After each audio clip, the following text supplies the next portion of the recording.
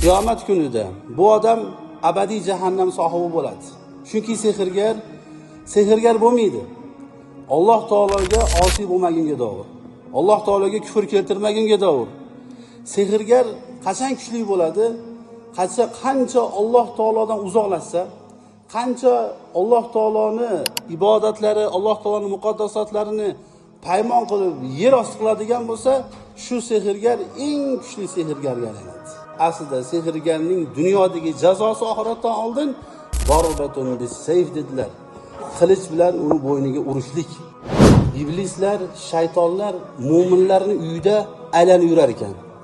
Mana shu uydagi xonadon egalari, uydagi uy a'zolarining ichida qaysi birini iymoni zaif bo'lsa, qaysi birini amali yo'q bo'ladigan bo'lsa, boru yoki zaif, ibodat to'liq emas. Mana shuni istahvaza alayhimush shayton.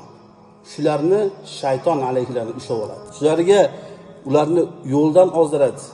Shularga sehr jodu degan narsa o'tadi. Hattoki yosh endi turmushga chiqqan qizlar jin chalinib shunday uyda bir ahvol bo'lib turganligini shikoyat qilib keladi. Buning eng katta sababi bu Allohdan uzoqlashish. Alloh taolodan qachon uzoqlashingiz, shayton sizni shuncha qamrab olaveradi, shuncha o'zini yo'ldan ozdiraveradi. Alloh taolo oyatda aytdiki, istahvaza alayhimush shaytonu fa ansahum zikralloh. Allohdan uzoq bo'lganlarni shaytonlar o'zi qamrab oladi. Alloh taoloni esdan chiqartiradi. Ulaika hizbush shayton, ana shular jinlar, shaytonlar hammasi bu shaytonning hizblaridir. Ala inna hizbash shaytoni humul khosirun. Ogoh bo'ling, albatta shaytonlarning hizbi, to'dalari Allohning huzurida ular ochiq ziyonkorlardir dedi. Nabiy sallallohu alayhi va sallam Abu Hurayra radhiyallohu anhu dan rivoyat qilgan hadisda shunday dedilar: Ijtanibu sab'al mubiqat. 7 ta insonni oxiratda jahannamga uloqtiradigan, uni jahannamiy qiladigan amallardan uzoq bo'linglar. Uni halok qiladigan amallardan uzoq bo'linglar. Mana shulardan biri Nabiy sallallohu alayhi va sallam birinchi aytgani ash-shirku billah. Alloh taologa shirk keltirishlik va ikkinchisi as-sihr, sehr, jodu ishlar bilan mashg'ul bo'lishlik. Bu Nabiy sallallohu alayhi va sallam hadisda sehrni qiyomat kunida sohibi jahannamiy bo'lishligi. Bu odam jahannamga kirgandan keyin Alloh uni kechirmaydigan darajada azoblanadigan. Alloh taolo uni yuvib jannatga kirgizmaydigan abadiy azobning sohibi bo'lishligini Nabiy sallallohu alayhi vasallam hadisda bayonini berdi. Sehrgar nima uchun islom dinida qiyomat kunida bu odam abadiy jahannam sohibi bo'ladi? Chunki sehrgar bo'lmaydi. Alloh taologa osiy bo'lmagunga davr. Alloh taologa kufr keltirmagunga davr. Sehrgar qachon kuchli bo'ladi? Qancha Alloh taolodan uzoqlashsa, qancha Alloh taoloni ibodatlari, Alloh taoloning muqaddasotlarini paymon qilib yer osti qiladigan bo'lsa, shu sehrgar eng kuchli sehrgarga aylanadi. Jinlar, shaytonlar sehrgarga Alloh taoloning Qur'onini paymon qilishligini, hurmatini yer osti qilishligini, oyoqlarga kiyishligini, hojatxonadagi axlatlarga aralashtirishligini, Qur'on yozuvlarini hayz qonlari bilan yozishligini, namozlarni betahorat o'qishligini, 5 mahal namoz bo'lsa 4 mahal, 3 mahal, 2 mahal, 1 mahal qilib o'qishlikni buyuriydi. Iblis alayhissalomni sehrgar qilgan insonga mana shu buyruqlarni buyurgan vaqtida to'liq bajargan bo'lsa, bu sehrgar eng kuchli sehrgarga aylanadi. Shuning uchun islom dinida sehrgar bu odam, Nabiy sollallohu alayhi vasallam boshqa bir hadisda aytdiki, haddus sahiri darbatun bis-sayf. Aslida sehrgarning dunyodagi jazosi oxiratdan oldin darbatun bis-sayf dedilar. Qilich bilan uni bo'yniga urishlik. Mana shu uning jazosi bo'ladi aslida. Nabiy sollallohu alayhi vasallam nafaqat sehrgar, balki sehrgar, arroflar, polbinlar shularni oldiga faqat qiziqish uchun borganlar. Hozirda telefonda shunaqa sehrgarlik, polbin, polachadigan arroflar seanslari ko'payib ketibdi. Bular onlayn ochib, bular o'zlari seans uyushtiryapti ekan. Shuni bir ko'rib qo'yay, qani nima bo'lar ekan? Bir narsada bir natija berammikin yo bermasmikin? Faqat qiziqib qolman, hech bir narsa ezib ham qo'ymayman, so'ramayman ham, javob ham olmayman. Deydigan bo'lsa, bu inson ham mana shu Nabiy sollallohu alayhi vasallam hadisini ostiga kiradi.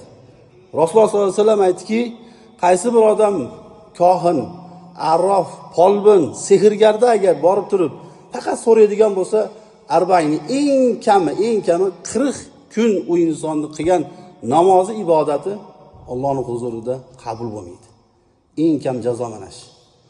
Agar borib turib tasdiqlab qo'ysa yoki telefonda ko'rib turib ichida jiz etib bir narsa o'tib ketadigan bo'lsa, bunda ham bir joyda bir haqiqat bor ekan deydigan bo'lib, qalbida unga ishonish degan narsa hosil bo'ladigan bo'lsa, Rasululloh bu odamga aytdiki, qaysi odam uni tasdiqlaydigan bo'lsa, kohin, arrof, sehrgarni faqad kafara bima unzila ala Muhammadin sallallohu alayhi vasallam. Bu odam Muhammadga nozil bo'lgan narsaga kufr keltiribdi dedi.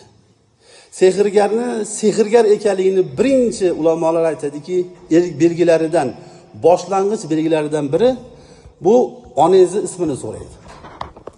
Onangizni ismini so'raydi, keyin yilini so'raydi. Biling, onangizni ismi va yili bilan siz bilan suhbat boshlagan odam, garchi soqollarini qo'yib yoki diniy liboslarni kiyib, juda dindor bo'lib qo'liga tasbih ushlab olgan bo'lsa ham, bu odam dindor emas.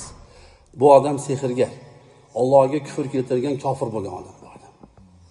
Qaysi odam sizdagi ko'z tegish yoki sehrgarlik yoki shunday jin chalish degan mana shularni sizga murojaat qilishlik uchun Allohning oyati bilan gapni boshlamasa, Alloh taoloning Qur'oni bilan gapni boshlamasa, faqat Qur'on bilan murojaat qilmasdan o'zi ichida shivirlab bir narsalar gapiradigan bo'lsa, arab tilida buni tamtama deydi.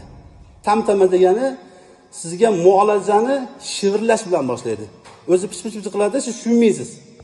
Xuddi shunday tamtama so'zlar bilan boshlagan bo'lsa, bu inson ham kohin bo'ladi, yo arrof bo'ladi yoki sehrgar bo'ladi. Bulardan yiroq bo'lishlik kerak. Aslida birodarlar, insonlar, odamlar sehrga cholinib qolishligi, ko'z teyishligi, jin chalishligi yoki boshqa ruhiy kasalliklarning barchasi bu faqatgina yolg'iz Alloh taolodan uzoq bo'lishning natijasi. Iblislar, shaytonlar mu'minlarning uyida aylanib yurar ekan.